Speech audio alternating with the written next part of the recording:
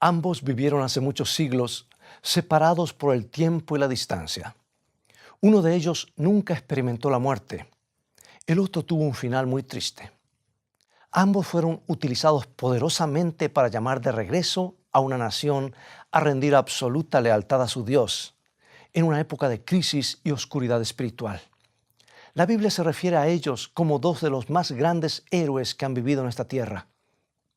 ¿Existe algún paralelismo en sus vidas y mensaje con la última generación que vivirá antes del regreso de Cristo? Toma tu Biblia. Hoy lo usaremos con frecuencia. Mantente en sintonía y en unos segundos más abordaremos este relevante tema profético.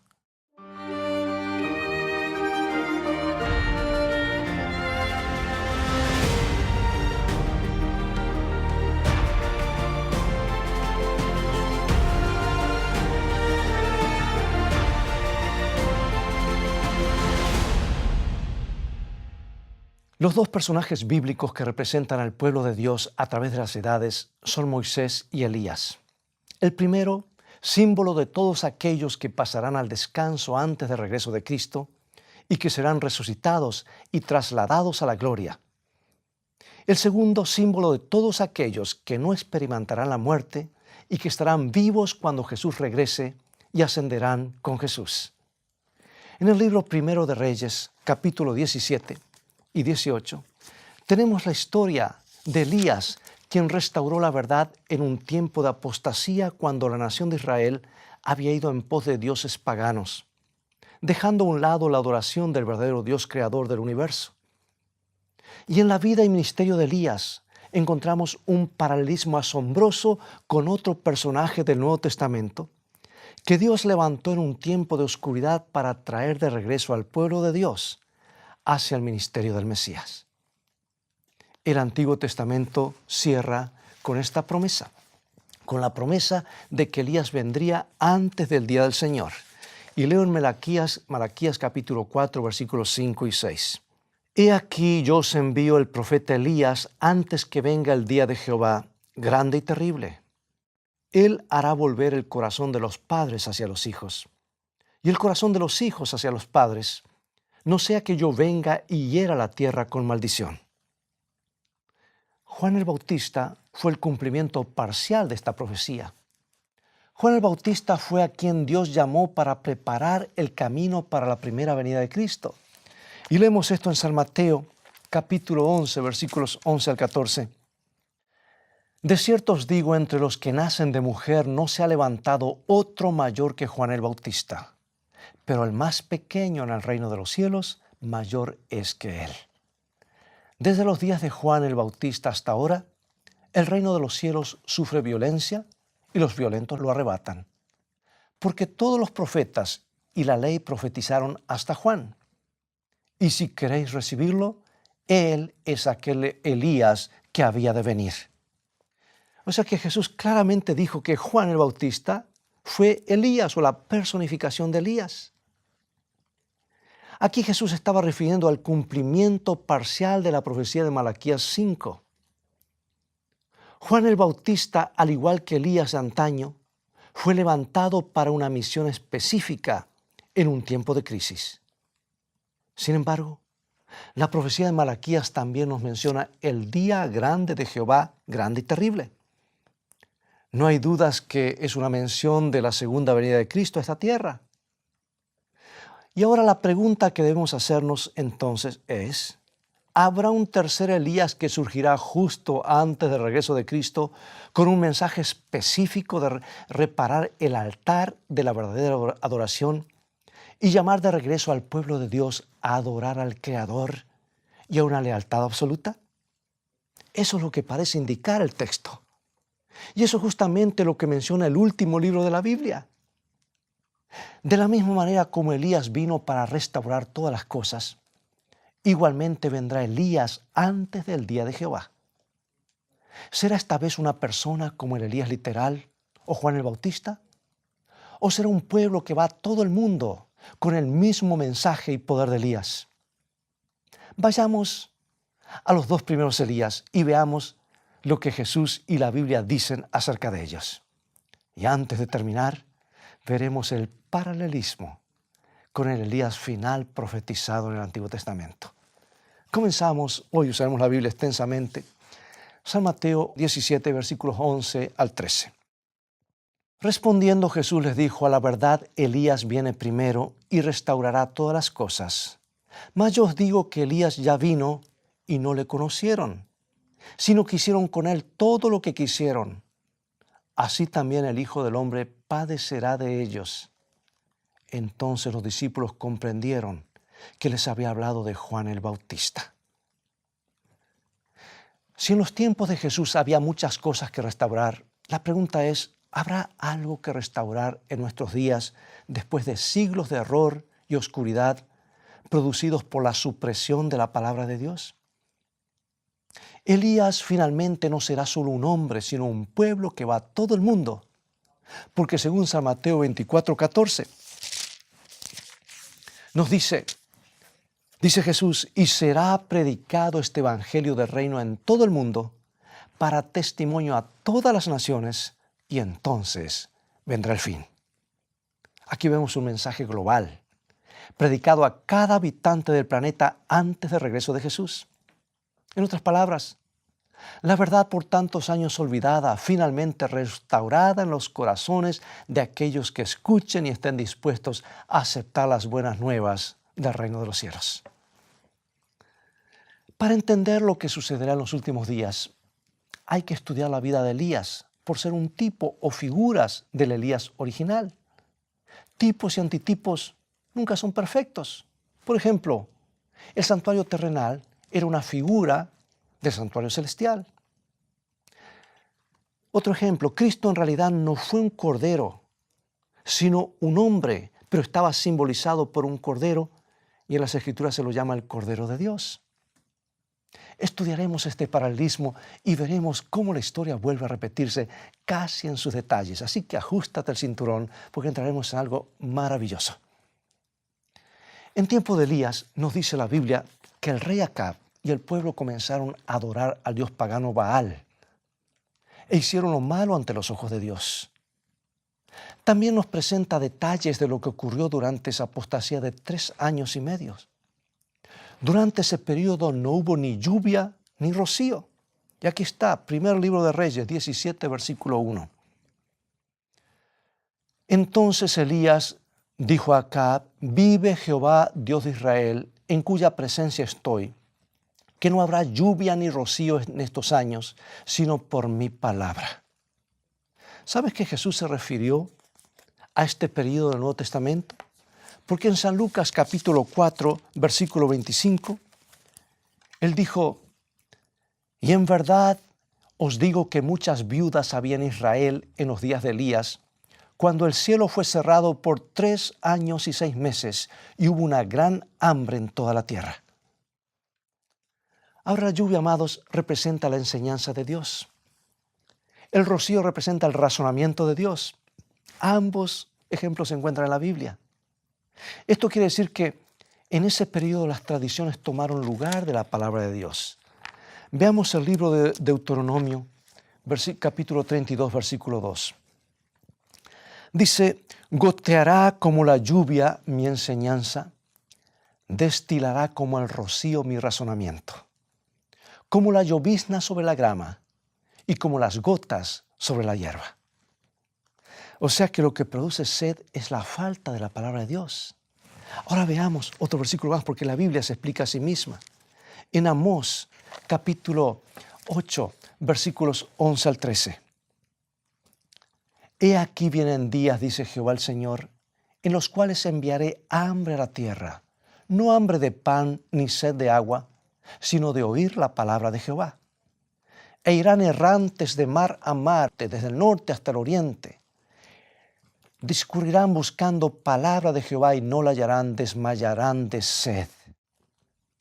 Es interesante notar que este mismo periodo de 3 años y medio o 1260 días proféticos están mencionados en los libros de Daniel y Apocalipsis 7 veces, de 3 diferentes maneras, como el gran periodo de apostasía o separación de Dios, de la verdad de Dios, conocido comúnmente como la Edad Oscura o Edad Media, que va específicamente, porque la Biblia lo dice, del año 538 al año 1798, exactamente cuando la palabra de Dios fue reemplazada por la tradición. Y de acuerdo a la Biblia, un día en la profecía representa un año literal. Y eso lo puedes ver en Números 14:34 y en Ezequiel 4:6. Por lo tanto, esos 1260 días proféticos equivalen a 1260 años literales. Sigamos con el paralelismo. El rey Acab se casó con Jezabel, la hija de Ed-Baal, sumo sacerdote de Baal. Ella fue quien introdujo la apostasía en Israel.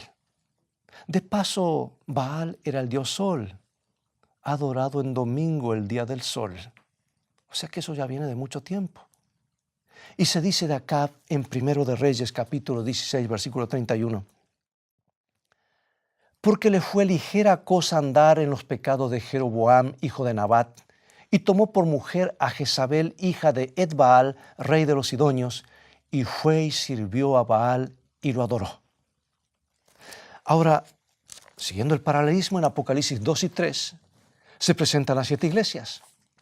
Cada una de estas iglesias eran iglesias literales, pero también representan una etapa en la historia de la iglesia de los días cuando Cristo la fundó hasta el tiempo del fin. Y el período de la historia de Tiatira corresponde justamente a la gran apostasía medieval de 3 años y medio proféticos, o sea, 1260 años literales, que van del año 538 al año 1798. Y en Apocalipsis capítulo 2, versículos 18 y 20, encontramos la reaparición de Jezabel, una Jezabel simbólica que introduce un sistema falso de adoración y salvación. De paso, una mujer en la profecía bíblica representa una iglesia. Y dice así: y escribe al ángel de la iglesia de Tiatira: tengo unas pocas cosas contra ti, que toleras que esa mujer Jezabel, que se dice profetiza, enseñe y seduzca a mis siervos a fornicar y a comer cosas sacrificadas a los ídolos. Bueno, resulta que Jezabel ya había muerto hacía siglos, pero aquí surge una Jezabel espiritual. Evidentemente está hablando que durante esos 1260 años estaría ocurriendo algo similar a lo que ocurrido en los tiempos de Elías. Ahora mira, Jezabel estaba casada con el rey Acab y logró el respaldo del rey para llevar adelante sus propósitos. El rey representa aquí el poder político. Jezabel, la mujer, representa la iglesia. Y la iglesia y el poder político se casaron, por decir así. La iglesia de Dios se casó con el Estado. El cristianismo llegó a ser la religión oficial de la mayor parte del mundo occidental y contó con el apoyo de los gobiernos. Regresando a la historia, vemos que Elías huye al desierto. Dios milagrosamente le proveyó alimentos a través de cuervos y a través de una mujer. Dios lo protegió mientras las fuerzas confederadas de Acab lo buscaban para matarlo. Elías, en este caso, representa la verdad que se escondió por 3 años y medio, o sea, 1260 días o años. Y en Apocalipsis 12:6, amados, encontramos que la iglesia huyó al desierto y allí Dios la sustentó milagrosamente por 1260 días o años proféticos. Y dice así, Apocalipsis: y la mujer huyó al desierto, donde tiene lugar preparado por Dios para que allí la sustenten por 1260 días. Y aquí hay algunos símbolos que tenemos que descifrar que están explicados en la palabra de Dios. Tierra, desierto, en la profecía representa lugar poco habitado. Por otro lado, ríos, aguas, en la profecía representa gente, multitudes. El dragón o Satanás durante esa época intentó la destrucción de la iglesia. Pero dice Apocalipsis 12 que la tierra ayudó a la mujer. En este caso, las montañas de Europa, los lugares pocos habitados del planeta, incluyendo las costas de Norteamérica, llegaron a ser el refugio de miles que huían de la persecución política y religiosa de Europa durante la Edad Media. Y ahora resulta que por 3 años y medio Acab busca a Elías. Y casi al final de ese periodo Elías se presenta. Y Acab entonces lo acusa de la sequía que estaban padeciendo. Elías le dice que es por él, por Acab y su apostasía, que todo eso acontecía. Y escucha bien, fue un poco antes del fin de los 3 años y medio que Elías se presentó y comenzó la restauración de la verdad, la cual llegaría a su totalidad. Pero Apocalipsis nos presenta el mismo cuadro. Durante los 1260 años la verdad estuvo escondida. La salvación por las obras, la adoración de imágenes, la adoración de santos, ahora reemplazaron la verdadera adoración y el plan de salvación. Pero justo un poco antes del fin de esos 1260 años, que sería alrededor del año 1798, la apostasía comenzó a ceder a la reforma protestante con Wycliffe, Huss, Calvino, Lutero, Wesley, etc. Ellos comenzaron la restauración de la verdad por tantos años escondida. Y al final de ese periodo Dios levanta un pueblo y le da un triple mensaje en el marco del Evangelio eterno que debe ir a todo el mundo restaurando así la verdad bíblica enseñada por Jesús y los apóstoles. En el libro 1 de Reyes, capítulo 18, versículo 21, Elías hace un solemne llamado. ¿Hasta cuándo claudicaréis vosotros entre dos pensamientos? Si Jehová es Dios, seguidle. Y si Baal, id en pos de él. Dos pensamientos, dos grupos, los que adoraban a Dios y los que adoraban a Baal. El corazón del problema fue un problema de adoración. Igualmente en nuestros días se ha levantado un Baal moderno, un falso sistema mundial de adoración. Por eso Jesús da el siguiente mensaje mundial a través de su pueblo en Apocalipsis capítulo 14, versículos 6 y 7. Temed a Dios y dadle gloria, porque la hora de su juicio ha llegado. Y adorad a aquel que hizo el cielo y la tierra, el mar y las fuentes de las aguas. Amigo y amiga, todo al final girará en torno a la adoración del Creador o la adoración de la bestia. Y cuando Dios finalmente respondió la oración de Elías, y recuerda lo que dice el relato bíblico, y el fuego descendió y consumió el sacrificio, y todos vieron el milagro sobre la cumbre del monte Carmelo, a una voz reconocieron: Jehová es Dios, Jehová es Dios. Y sabes que de acuerdo al último libro de la Biblia, finalmente habrá solamente dos grupos, los que adorarán a Dios el Creador y los que adorarán a la bestia. Es por eso que Satanás está empeñado en hacer guerra contra el pueblo de Dios, que anuncia al mundo: adorad a aquel que hizo el cielo, la tierra, el mar y las fuentes de las aguas. Jesús le reveló a San Juan hace casi 2000 años quién es este pueblo. Así los identifica Apocalipsis 12, 17.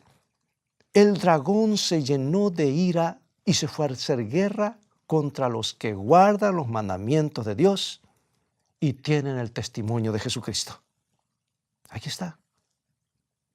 Pronto todo el mundo reconocerá que Jehová, quien creó los cielos y la tierra, es el único que merece adoración. Finalmente, Dios da una orden a Elías. Primer libro de Reyes 18, 19. Envía pues ahora y congrégame a todo Israel en el monte Carmelo, y los 450 profetas de Baal, y los 400 profetas de Acera que comen de la mesa de Jezabel. Y Elías congregó esa confederación que buscaba destruirlo. Pero la destrucción hacia Elías se volvió en contra de ellos y ellos mismos fueron exterminados. La Biblia nos dice, amados, en Apocalipsis, que en el tiempo final habrá una triple alianza para destruir al pueblo de Dios. Pero la sentencia de muerte se volverá en contra de sus propias cabezas al darse cuenta que han sido engañados. ¿Está esto en la Biblia? Apocalipsis 16, 13 y 14. Y vi salir de la boca del dragón, de la boca de la bestia y de la boca del falso profeta 3 espíritus inmundos a manera de ranas, pues son espíritus de demonios que hacen señales y van a los reyes de la tierra en todo el mundo para reunirlos a la batalla de aquel gran día del Dios Todopoderoso. Y al igual que en los días de Elías, se acerca una gran batalla, la Biblia la llama el Armagedón, una batalla entre la verdad y el error, una batalla por la lealtad de cada persona. Según Jesús, Elías restauró y restauraría todas las cosas. Elías restauró la verdad. Y lo primero que hizo fue restaurar el altar, símbolo de la verdadera adoración. Hoy también hay que restaurar la verdad. Jesús es la verdad. En otras palabras, lo que hay que restaurar es la verdad bíblica tal como fue presentada por Jesús y sus discípulos. Él dijo, santifícalos en tu verdad. Tu palabra es verdad. Y ahora, amigos, ¿cómo terminó la historia de Elías de antaño? ¿Y cómo terminará la historia con el pueblo de Dios o el Elías de nuestros días? Dice el libro Primero de Reyes, capítulo 18, versículos 43 y 44. Y dijo a su criado, sube ahora y mira hacia el mar. Y él subió y miró y dijo, no hay nada. Y él volvió a decir, vuelve 7 veces. Y a la 7ª vez dijo, yo veo una pequeña nube como la palma de la mano de un hombre que sube del mar. Y él dijo, ve y di a Acab, unce tu carro y desciende para que la lluvia no te ataje. Elías envió a sus siervos 7 veces. Finalmente vio una nube.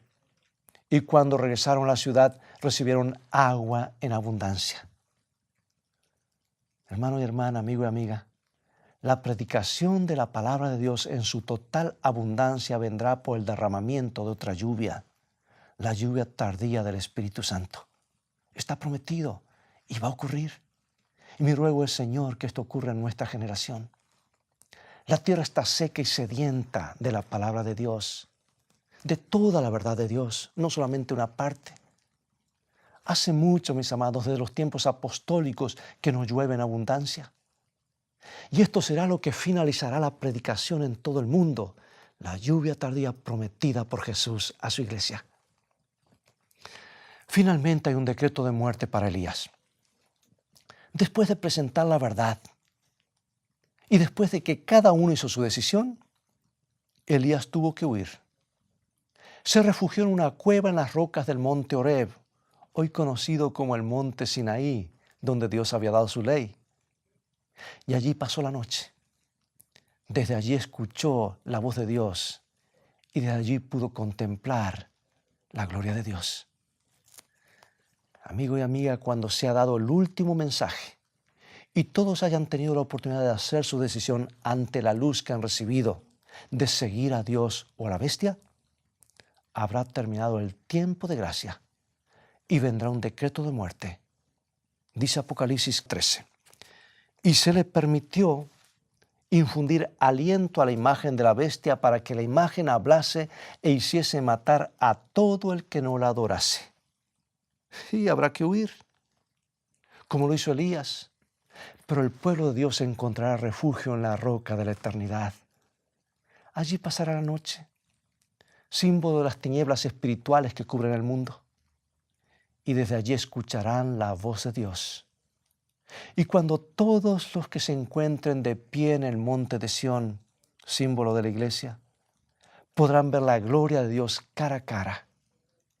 Juan lo vio en visión, Apocalipsis 14:1. Después miré y aquí el Cordero estaba en pie sobre el monte de Sión y con él 144,000 que tenían el nombre de él y el de su Padre escrito en su frente. Finalmente, ¿cómo terminó Elías? Vamos a 2 de Reyes, capítulo 2, versículo 11. Y aconteció que yendo ellos y hablando, he aquí un carro de fuego con caballos de fuego apartó a los dos, y Elías subió al cielo en un torbellino. Elías no murió después de finalizar su misión. Dios le dijo, desciende al valle, y envió del este con caballos una carroza de fuego, ángeles, que descendió hasta abajo. Un ángel invitó a Elías a que entrara a la carroza. Dios amó tanto a Elías que le dijo, tú puedes entrar. y fue trasladado a la gloria sin ver la muerte. Y ahora pregunto, ¿qué sucederá con el último pueblo de Dios, la última generación sobre la tierra? La iglesia remanente no es la mayoría, es el grupo que dice que tiene la fe de Jesús y guarda sus mandamientos, así lo describe San Juan. También llamado a los 144,000 israelitas espirituales, que en realidad es una multitud que nadie podía contar, porque eso es lo que dice más adelante. Al igual que Elías, muchos nunca experimentarán la muerte. Y en Apocalipsis 19, versículo 14, nos dice que Dios envía caballos blancos del cielo oriental. Dice, los ejércitos celestiales, vestidos de lino finísimo, blanco y limpio, le seguían en caballos blancos. Ejércitos celestiales vienen del este cósmico como reyes del cielo. Descienden a esta tierra para liberar al pueblo remanente y llevarlos a la gloria eterna. Finalmente se escuchará resonar el grito de triunfo largamente acariciado por cada hijo de Dios. He aquí, este es nuestro Dios. Le hemos esperado y nos salvará. Tú y yo, querido amigo y amiga, tenemos que estar en ese grupo. Tú y yo, al igual que Elías, podemos ponernos de parte de la verdad. Y al igual que Elías, podemos ser trasladados al cielo cuando Jesús venga en gloria por segunda vez. ¿No es algo digno de luchar por esto? Sí, vale la pena. Para eso fuimos creados. Debemos creer y aceptar este mensaje que nos hace lo que somos y nos prepara para la eternidad. Estudiemos la vida de Elías. Su experiencia debe ser nuestra experiencia. Dios nos bendiga. Acompáñame en oración. Padre Celestial, al igual que Elías, ayúdanos a ser leales a ti en este momento de crisis y tinieblas. En medio de esta sequía e indiferencia espiritual, envía la lluvia prometida. Y finalmente, cuando venga tu Hijo en gloria, queremos ser trasladados para estar contigo para siempre. En el nombre de Jesús oramos. Amén. Bien, amigos, ha llegado el momento de despedirnos y espero que el programa de hoy haya sido una bendición en tu vida. Si estás interesado en estudiar más temas proféticos de los libros de Daniel y Apocalipsis, o si deseas volver a ver este programa, visítanos en nuestro sitio de internet escritoestá.tv. Allí podrás obtener una variedad de estudios bíblicos y otros materiales audiovisuales. Dios te bendiga y te guarde, y recuerda, escrito está, no solo de pan vivirá el hombre, sino de toda palabra que sale de la boca de Dios.